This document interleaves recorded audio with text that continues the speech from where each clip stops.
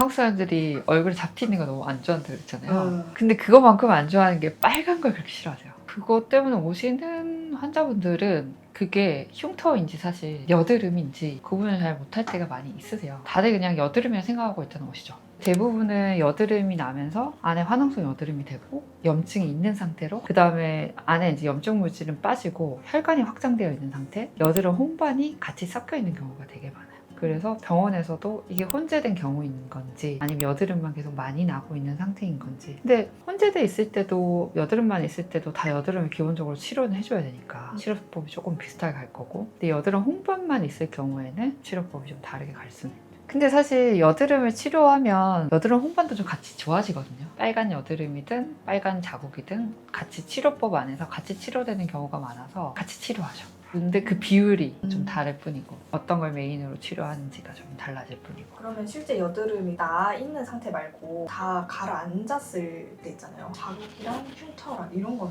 좀 어떻게... 자국이라고 쉽게 얘기하면 빨간색, 검은색만 이렇게 떠올리면 될 것 같아요. 그러니까 색 변화만 생기는 거예요. 피부에 색깔 변화만. 빨간색인지 아니면 색소 침착이 생겨서 갈색이나 검게 보이는지 그렇게 확인을 하고, 그 다음에는 이제 피부를 이렇게 조금 당겨서 본다거나 아니면 밝은 데서 보면 제일 잘 보이거든요, 흉터는. 그러면 이제 구조적인 변화가 흉터인 거예요. 패여버린 거. 쉽게 생각하면 우리가 벽 같은데 검은색이나 빨간색 칠이 돼 있으면 페인트 작업을 하면 되는데, 만약에 누가 벽을 약간 파이게끔 해버리면 벽을 메우는 작업을 하고 위에 다시 보강 작업한 다음에 페인트 칠을 해야 되는 거예요. 그래서 사실 구조적 변화가 일어났을 때 흉터 치료가 좀 더 힘들긴 하죠. 근데 다 사실은 흉터라고 생각해도 될 것 같아요. 결국에는 여드름이 생기고 나서 남은 흔적들인데 치료하기 편한지 아니면 좀 더 치료하는데 시간이 좀 더 오래 걸리는지 그런 문제다 보니.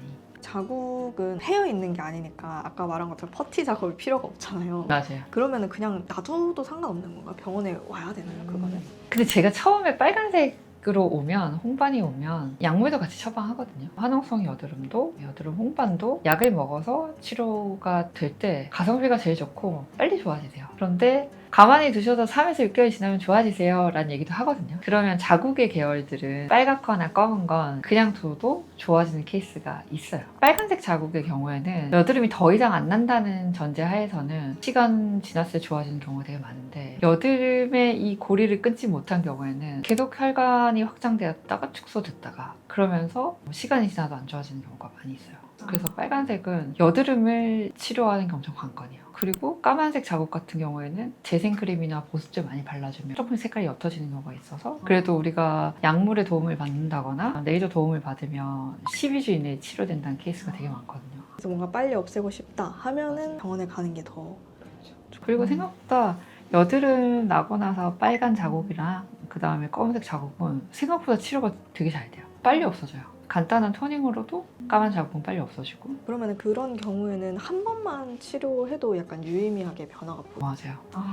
빨간색 여드름 홍반이라든지 그 까만 자국은 한 번만 해도 많이 잘 보여요, 변화가. 뭔가 중요한 행사가 앞두고 있다, 아니면 좀 깨끗하게 빨리 바꾸고 싶다 하면은 시술하시는 거 추천. 네. 그리고 아까 보습 크림이랑 이거 재생 크림 바르면은 조금 더 빨리 좋아진다고 했는데 필링 같은 거 해줘도 좀 빨리 좋아질 수 있을까요?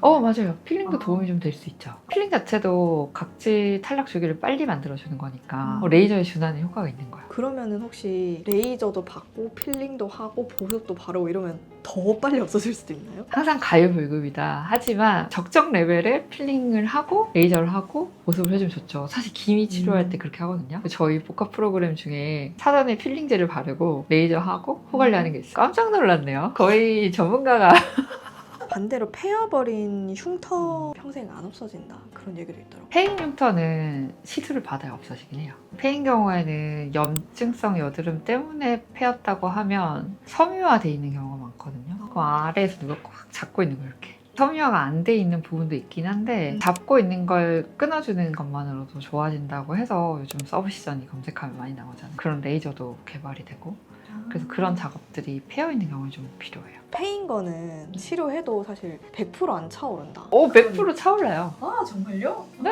아. 100% 타오르죠. 돈이랑 시간이 문제인 거지. 요즘 장비가 너무 좋습니다. 저희 지금 최근에 모자이크 3D라는 장비를 샀는데 너무 좋아요. 너무 좋은 약품도 많고요. 콜라겐 부스터도 너무 좋잖아요. 근데 왜 약국이나 그런 데 가면은 노스카나 네네네. 여드름 흉터 연고 이렇게 적혀 있죠. 그런 거를 쓰더라도 흉터에는 아예 효과가 없는 건가요? 안 되죠.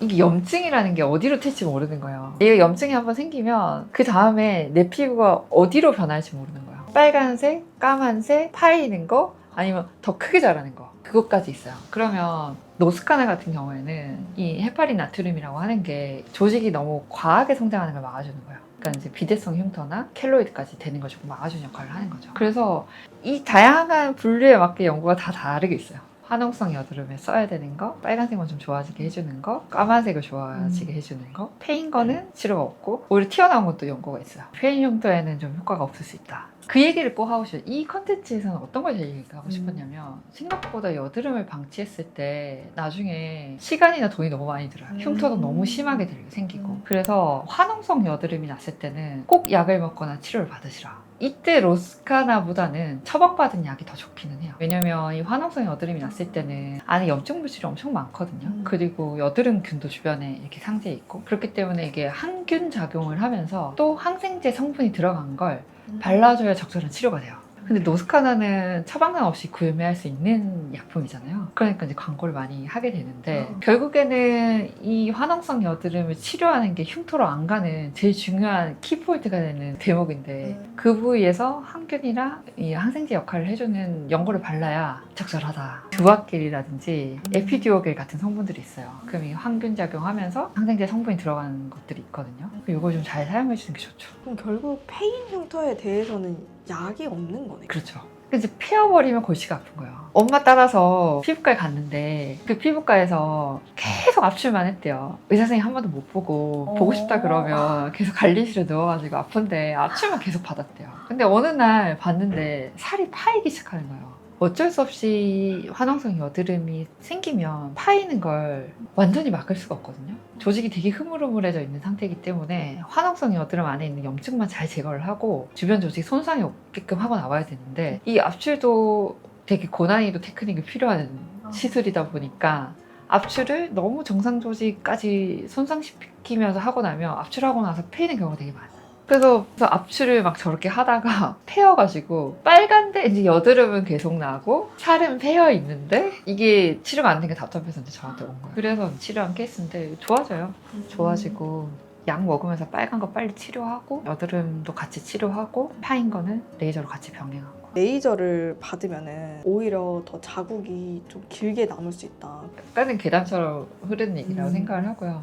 물론 이제 여드름이나 여드름 홍반을 치료하기 위해서 레이저를 하다 보면 우리가 니들 RF 장비를 많이 쓰거든요. 그러면 일시적으로 좀 빨개질 수는 있어요. 그래도 이 치료의 방향은 호전되는 곳으로 가지 만약에 이게 더 진해졌다 그럼 잘못된 시술입니다. 레이저를 자주 받으면 피부가 되게 얇아져서 약해진다. 그거는 프락셀에 한해서는 좀 맞는 것 같아요. CO2 프락셀 같은 경우에는 어블레이션 작업을 하면서 피부 더미스까지 들어가거든요. 그럼 이제 박피를 진행하면서 안쪽에도 자극을 주는데 그게 피부에 자극을 많이 주고 약해지는데 영향을 줄 수는 있죠. 유언비어의 범인을 찾자면 CO2 프락셀이었다. 적절하게 받는 이상 더 진해지거나 피부가 얇아지거나 그런 일은 생기지는 않겠네요. 그러면 안 되죠. 그러면 병원 찾아가서 면담을 요청하셔야 합니다. 그럼 원장님은 패인 거는 병원에 찾아오면 어떤 식의 방식으로 치료를 좀 하시는 편이에요? 일단은 다시 이 원인을 제공할 수 있는 여드름 친구랑은 작별 인사를 해야 돼요. 그 작업을 제일 먼저 해요. 만약에 피어있지만 여드름이 아직 컨트롤 안 되는 상황이면 그걸 잡는 게 제일 중요해요. 이 친구도 여드름 먼저 잡았고 지금도 여드름이 계속 나고 있는지 안 나는지 그걸 계속 체킹하는 중이고 그게 제일 중요하고요. 그 다음에는 서브 시점 작업 물론 그걸 한다고 해서 좋아지지 않을 수도 있는 흉터도 있겠지만 그걸 먼저 섬유화된 걸 끊어주는 작업 그 다음에 살을 다시 채워 올리는 레이저들을 그 다음에 이제 같이 하는 거죠. 그 흉터는 오히려 밝은 곳에서 화장을 했을 때 더 많이 잘 보이거든요. 여드름이 많이 나 있을 때는 사실 화장을 안 하는 것도 추천드리거든요. 근데 그럴 있나요? 그죠? 그러니까 이게 치료 기간이 늘어나는 거예요. 어쩔 수 없이 여드름이 나니까 계속 화장하시고 그러면 클렌징 꼭 잘해주셔라. 클렌징 꼭 필수다. 근데 아까도 말씀드렸지만 여드름이 많이 나는 상태는 약으로 너무 많이 좋아져요. 빨리 좋아지고 빨간색도 치료가 잘 되거든요. 그런 경우에는 빨리 약 드시면서 좋아질 수 있으니 병원에 가셔라. 이게 집에서 짜면요, 또 압출하는 법을 알려드려요. 꼭 이렇게 소독을 해서 니들링을 한 다음에 압출하시라고.